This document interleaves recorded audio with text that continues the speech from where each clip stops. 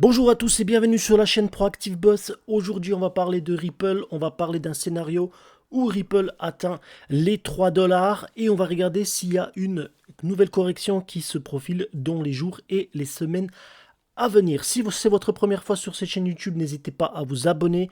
N'hésitez pas aussi à cliquer sur la petite cloche pour avoir à chaque fois les notifications lorsqu'il y a une vidéo qui sort. Actuellement, on est à 65 abonnés, mais l'objectif, c'est d'atteindre au moins les 100 abonnés d'ici la fin de l'année. Il nous reste encore 15 jours, donc courage. Alors, avant tout ça, avant de s'attaquer sur le contenu d'XRP, il faut savoir que ce contenu que je vous présente est purement informatif et divertissant. Je ne suis pas un conseiller financier professionnel. Consultez des professionnels avant de prendre des décisions financières. Votre responsabilité individuelle est engagée. Alors, quand on s'attarde un petit peu sur le prix de Ripple, sur les derniers 24 heures, on est plutôt dans un range, une augmentation de 0,65%, et puis sur la dernière heure, on est sur une baisse de 0,29%, plutôt positif, on va dire ça comme ça, même si sur ces derniers jours, on a quand même une baisse de presque 2%.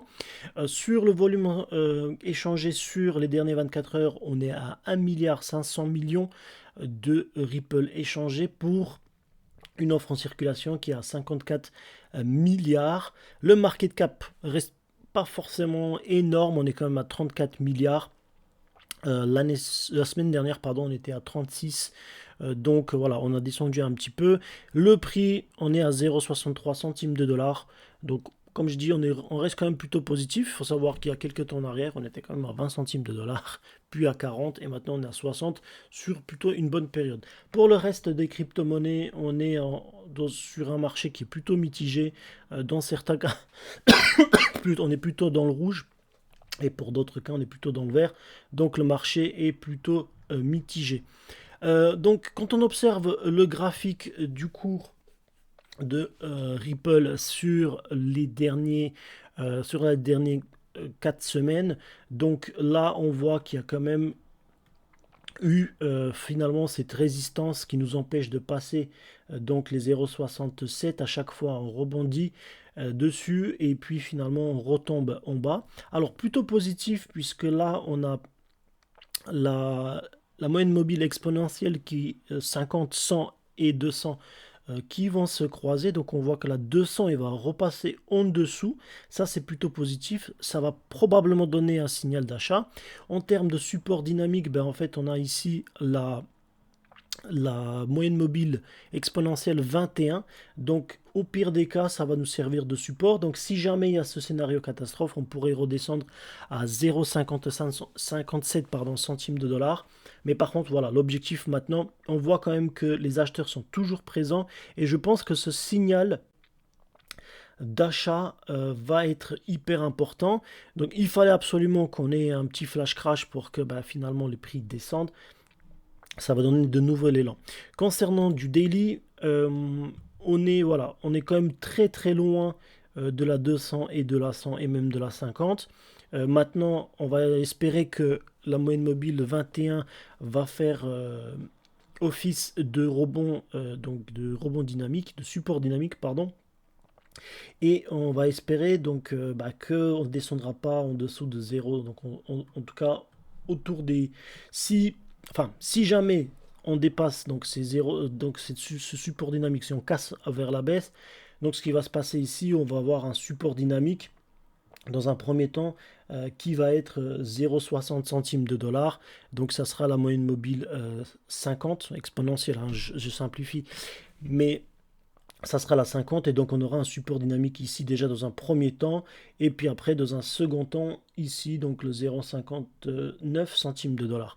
Pour l'instant rien n'est fait, donc ce flash crash sur du daily qui s'est passé il y a 5 jours en arrière, bah, ça a provoqué un petit peu d'incertitude et de la volatilité.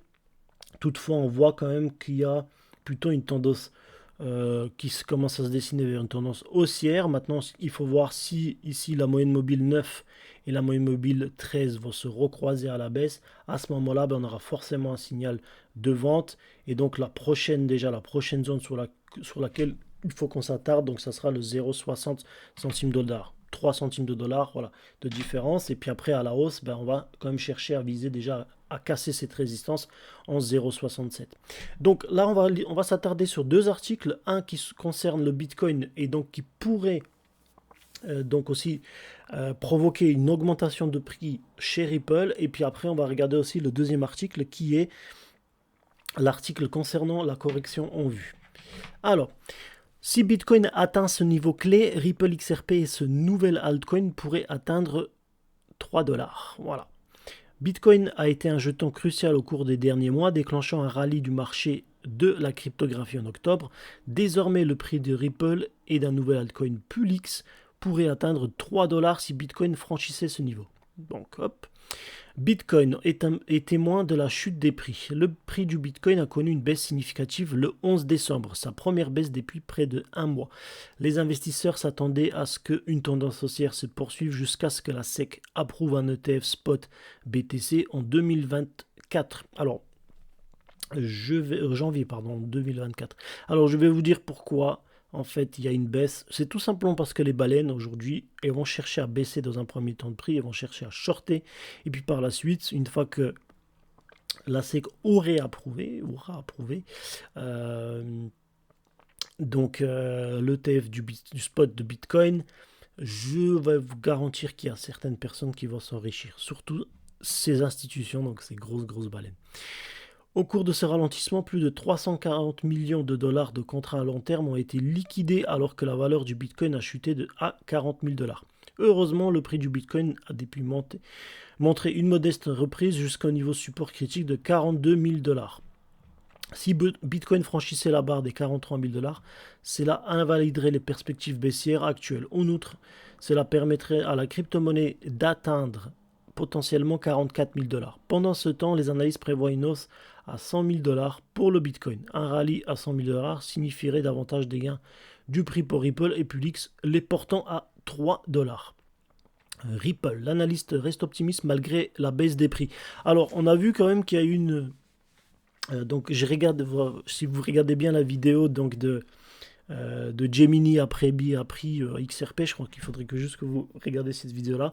On voit que même Gemini, Google, donc Google Bar reste optimiste concernant les prix de Ripple. Donc ça, c'est une petite parenthèse. Donc Ripple a chuté de façon spectaculaire à la suite de la correction du marché survenue lundi. Sur plusieurs plateformes, de nombreuses positions longues ont été clôturées. Une analyste de crypto-monnaie, Greg Crypto, a commenté le déclin brutal de Ripple. L'expert a souligné tout au long de sa présentation que des cas comme celui-ci démontrent l'instabilité du marché du Bitcoin. En outre, il a mis en garde contre l'utilisation de l'effet de levier pendant la séance de négociation. Malgré cela, l'analyste reste optimiste quant à l'orientation du prix de Ripple. Les analystes du marché prédisent que la valeur marchande de la pièce Ripple augmentera. Il a également exhorté le XRP Army à rester ferme puisque sa route vers 1,4 $ n'a pas changé. Ripple XRP se négocie désormais entre 0,60 centimes de dollars et 0,69 centimes de dollars. La semaine dernière, après sa dernière baisse de prix. Pulix, donc je ne vais pas forcément m'attarder sur Pulix, je vous laisse lire l'article, donc vous pouvez le retrouver sur Crypto News. C'est un article qui date du 13 décembre, donc d'il y a à peu près 2 jours. Donc vous pouvez toujours retrouver cet article. On va maintenant s'attaquer sur cet article concernant la correction de Ripple. Attention, une nouvelle correction pointe le bout de son nez. Donc ça, c'est un article qui a été fait hier, donc en fin d'après-midi. Et donc on va parler vraiment de cette correction. XRP a fait face à un rejet baissier au niveau du Golden Ratio, entraînant une correction et une potentielle tendance baissière plus marquée. Malgré les signaux baissiers, d'autres indicateurs techniques de plus long terme demeurent haussiers. Dans sa paire d'échanges avec Bitcoin, cependant, XRP pourrait afficher un mouvement baissier prolongé. Le mois dernier, le cours du Ripple a connu un rejet baissier au niveau de la résistance de son Golden Ratio. Suite à cela, il est possible que l'altcoin entre dans une phase de correction plus marquée. Initialement, l'XRP affichait une correction baissière jusqu'à ce que le niveau de support de Fibonacci de 0,382 et a ensuite amorcé un rebond aussi à partir de ce point. Cependant, les indicateurs de marché actuels ainsi que son récent rejet baissier suggèrent que le cours de Ripple pourrait maintenant être prêt pour une tendance baissière plus prononcée. Ce changement potentiel pointe donc vers un changement de sentiment ou de dynamique du marché conduisant à une correction plus forte pour l'actif crypto. La MACD mensuelle pointe toujours vers la hausse. Le mois dernier, l'XRP a été confronté à un rejet baissier au niveau du Golden Ratio qui se situe autour de 0,75 centimes de dollar, ce qui a entraîné une correction. Le cours a ensuite trouvé un support au niveau du Fibonacci 0,382, approximativement à 0,57 centimes de dollar. Quand on regarde le graphique, 0,57 centimes de dollar, donc on est un petit peu par ici. Voilà, 57, hop, il faut redescendre même, hein, voilà. Donc je pense que 0,57, voilà, c'est juste un support dynamique ici, on est en exponentiel. Ça se peut qu'en EMA simple, eh ben on serait à ces prix-là. En tout cas, voilà, il y a une petite variation d'un centime, c'est pas forcément grave hein, quand on regarde ce qu'on investit. Donc, je pense qu'ici, en fait, voilà, ça c'est comme je vous ai dit, observez déjà le premier support dynamique, ensuite ce support ici, et puis ensuite le deuxième support dynamique. En fait, ici, on est à 100. Je pense que voilà, si on atteint ici, on va d'abord atteindre donc déjà les 0,60, 0,59, 0,60 centimes de dollars avant de chercher les 0,58, 0,57. Donc, 0,57, où il a d'abord rebondi. Cependant, si ce support cède, un autre support majeur devrait se trouver au niveau de la moyenne mobile exponentielle à 50, autour des 0,51. Alors, quand on regarde le graphique, le 0,51, ici, on est sur une 200. Donc là, c'est sur le daily. On est sur du 100 ici, et puis ici, on est à 0,60. Donc, on est très, très loin. Très très loin, et au plus on est à 0,55. Donc je ne suis pas forcément inquiet, même si voilà, à court terme tout peut se passer. Si le cours de Ripple continue à baisser, le prochain niveau clé de support de Fibonacci se situe autour de 0,46 centimes de dollars. Tant que l'actif maintient sa position au-dessus de ce niveau, la tendance à moyen terme reste haussière. Donc on regarde le graphique, alors voilà, chaque fois vous avez la moyenne mobile exponentielle, vous avez le Golden Ratio avec les différents chiffrages. Donc si jamais vous voulez analyser ce graphique plus en profondeur, vous pouvez donc aller sur Bein Crypto, et donc c'est l'article de Célia Simon. Sur le graphique mensuel, l'histogramme de la moyenne mobile de convergence et de divergence MACD pointe vers une tendance haussière. De plus, les lignes MACD sont dans un croisement haussier, tandis que l'indice de la force relative est neutre. Ces indicateurs suggèrent un mélange de résultats potentiels avec des perspectives haussières à moyen terme tempérées par la possibilité de correction à court terme. L'histogramme de la MACD montre au contraire une tendance baissière pour l'XRP. Alors, l'MACD, il est toujours en retard. Je me fie très très peu à MACD. Ça peut être quelque chose d'intéressant. Mais pour moi, MACD, voilà, c'est pas forcément un indicateur. C'est un indicateur qui est toujours en retard. Et enfin, ils sont tous toujours en retard, mais celui-ci particulièrement. Et pour moi, voilà, je ne me fie pas forcément toujours à MACD. Sur le graphique hebdomadaire du XRP, l'histogramme de la moyenne mobile de la convergence ou de la divergence est orienté vers la baisse pour cette semaine. Donc, pourquoi pour cette semaine? Quand vous regardez bien, et donc si on prend la semaine, le weekly, ici, donc l'MACD, en fait, il va montrer quoi? On arrive vers la fin de la semaine. L'MACD, il va seulement reprendre de ce qui s'est passé il y a 4-5 jours en arrière. Lorsqu'on a eu ce flash, donc ici, lorsqu'on a eu ce flash crash, et donc du coup, il va prendre en compte ça. Donc regardez bien, baisse, baisse, baisse. Le temps que j'arrive ici, là, j'ai encore une nouvelle baisse, donc de prix. Avec à chaque fois, vous regardez, à chaque fois on a touché ici le support, puis on a rebondi, touché le support, puis on a rebondi, touché le support, puis on a rebondi. Donc finalement, MACD, en fait, il va juste voir baisser, baisser, baisser, baisser, baisser. Et en fait, vous allez voir la semaine prochaine, quand on aura ce croisement qui va vraiment s'opérer et qu'on aura finalement ce signal d'achat, pardon, et bien à ce moment-là, MACD va devenir tendance haussière. Vous allez le voir. Il va afficher ça. Les moyennes mobiles exponentielles affichent pour leur part un golden cross au croisement doré, ce qui renforce la tendance haussière à moyen terme. Cependant, malgré ces indicateurs haussiers, le cours de Ripple a initié un mouvement correctif cette semaine. Voilà, donc vous voyez, ça on le retrouve aussi ici, sauf que vous voyez ce qui s'est passé. Donc les gens, ils ont cherché à baisser ici, et puis boum, les acheteurs sont venus, ils ont dit non, non, non, nous on veut pas, on veut reprendre donc notre tendance haussière, on veut viser plus sur le long et moins sur le short. Voilà. Si le niveau de support de Fibonacci de 0,382 situé autour de 0,57 centimes de dollar ne tient pas, Ripple pourrait alors subir une correction vers le niveau du Golden Ratio qui est environ à 0,46 centimes de dollar. Ce scénario suggère un potentiel pour un nouveau mouvement de baisse à court terme, ce dans le contexte d'une perspective généralement haussière sur le moyen terme.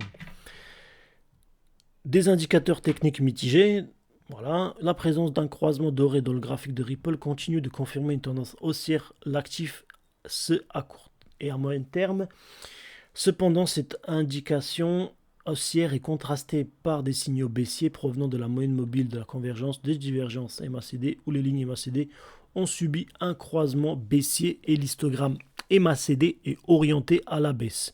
Le RSI est actuellement neutre, ne fournissant aucun signal haussier ou baissier malgré la tendance haussière suggérée par le croisement doré. La formation d'un creux inférieur dans le graphique du cours de Ripple indique la probabilité d'une poursuite de son mouvement de baisse.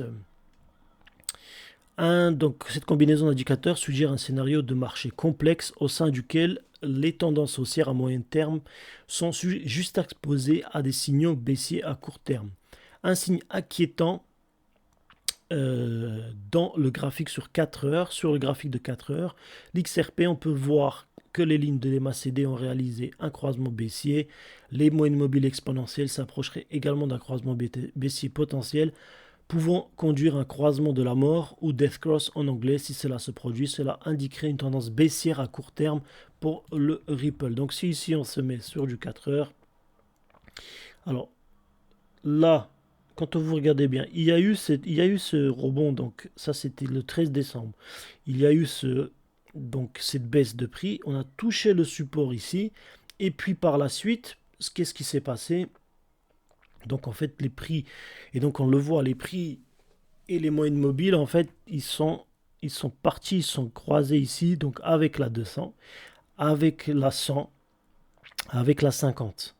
Et donc du coup là ça fait ce qu'on appelle le death cross, donc ça sur les 4 heures. Quand on rentre un petit peu en arrière, voilà, on est sorti de ce contexte là, on a eu ce death cross ici, hop, et maintenant regardez ce qui se passe.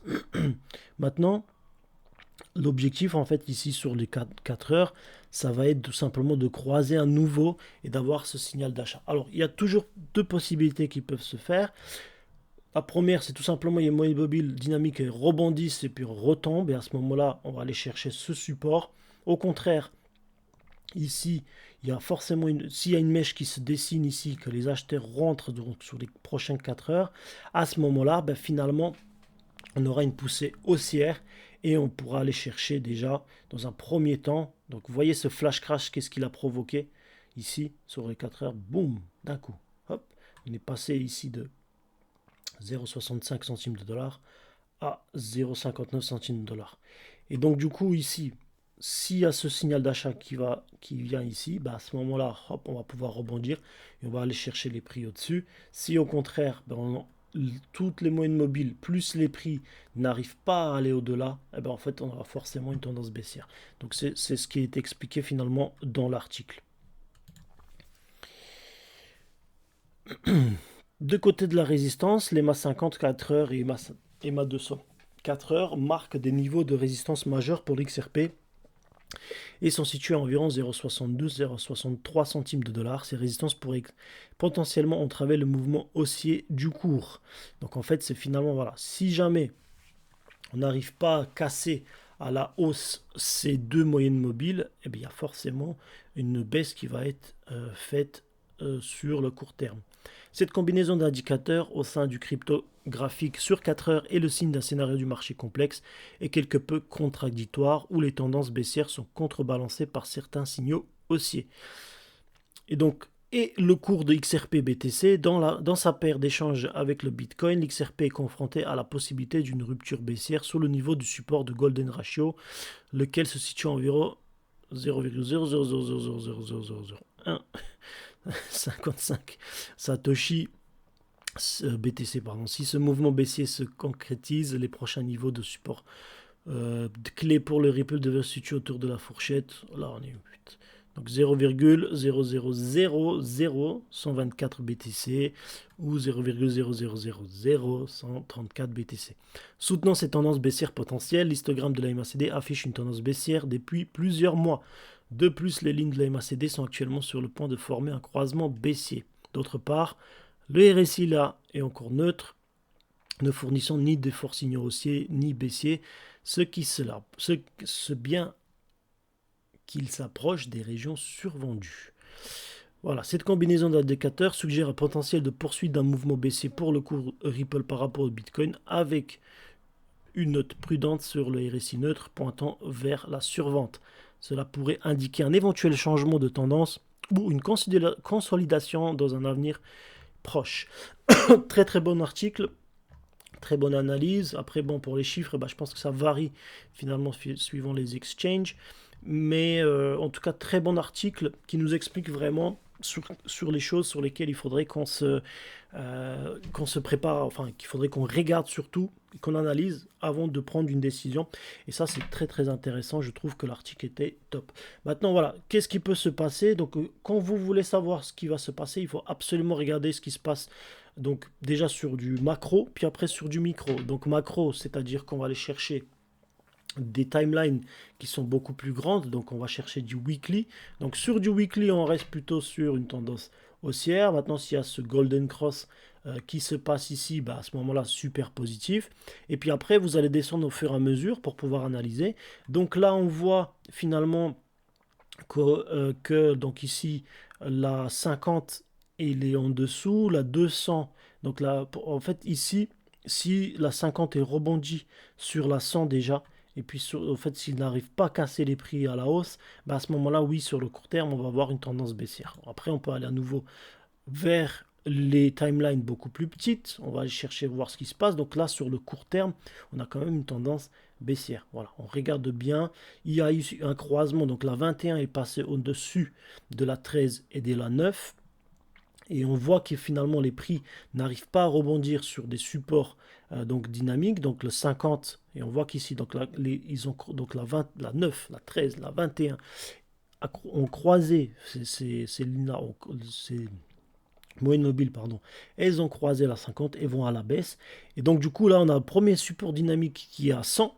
Mais maintenant, on voit même que les prix sont passés en dessous.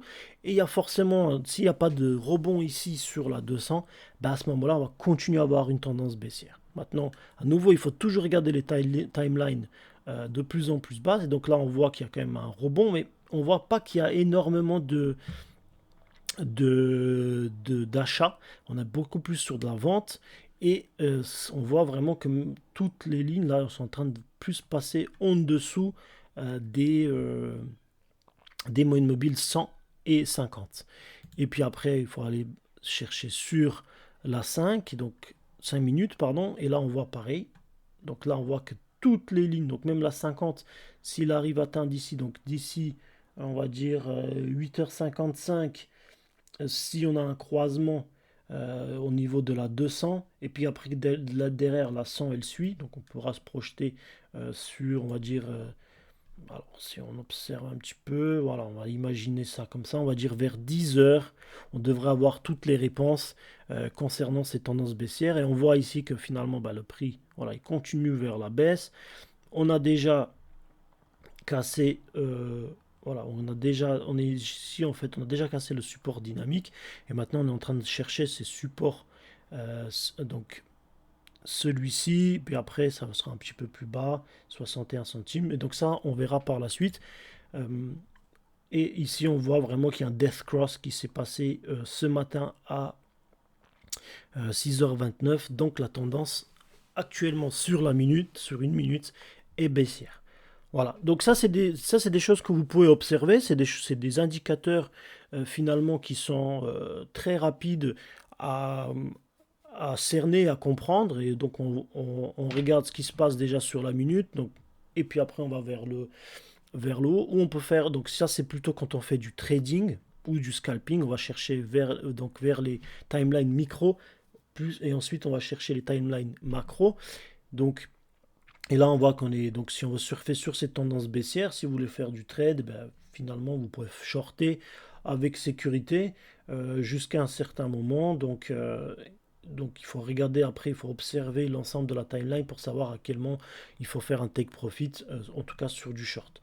Pour l'instant, on est voilà, il faut voir ce qui va se passer par la suite, mais pour l'instant, sur les courts termes, on reste sur une tendance baissière et ce death cross finalement appuie la décision des vendeurs. Voilà, c'est tout pour cette vidéo. N'hésitez pas à me dire dans les commentaires qu'est-ce que vous avez pensé. Est-ce que vous pensez finalement que le prix de Ripple va monter ou au contraire, est-ce que vous pensez que le prix du Ripple va descendre, que ça va être vraiment une petite catastrophe qui va se dessiner? Moi, personnellement, je reste quand même optimiste. Je suis plutôt un investisseur sur le long terme, pour Ripple en tout cas. Et je pense que voilà, il fallait que le marché respire un petit peu. Euh, cette attente pour les ETF spot Bitcoin, en fait, va faire toute la différence. Donc, il faut patienter. En tout cas, si j'en achète, et pour moi, c'est le moment d'acheter, j'en achète parce que j'ai envie de garder sur le long terme, parce que j'ai envie d'accumuler un petit peu de Ripple. Mais ça se peut que votre stratégie est différente. Donc n'hésitez pas à me le dire dans les commentaires. N'hésitez pas aussi à vous abonner et à partager cette vidéo. Ça m'a fait plaisir d'échanger avec vous. Une vidéo un petit peu plus longue, mais en tout cas, elle était, j'espère, hyper instructive.